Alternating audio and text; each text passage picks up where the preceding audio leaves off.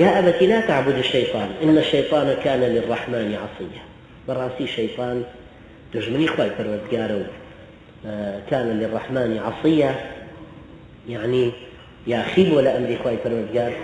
عصيش هروت وتم أيش دي صيغة مبالغة، عاصي اسم فاعليتي عصي، يعني دائما هميشة وإيش كاري أويك يا أخي لأمري خواي پروردگار.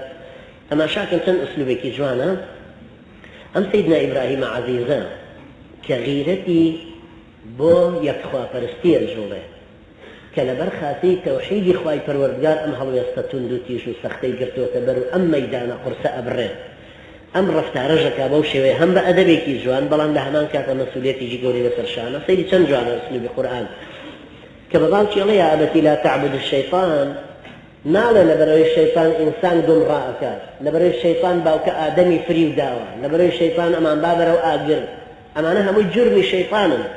بەڵام یەک جرمێکی لە هەمووی گەورەترە کە باسیەکە إن الشيطان كان للرحمن عصيا.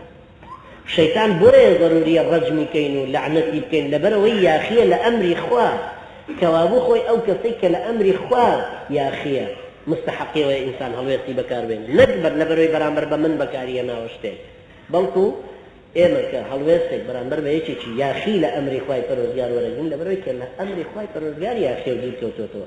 ئەوەش چەند ئوسلوبێکی جوانە. لەو هەموو جرم و جینایەتانەی شەیطانە تەنها ئەویانی باس کردووە کە كان للرحمن عصيا.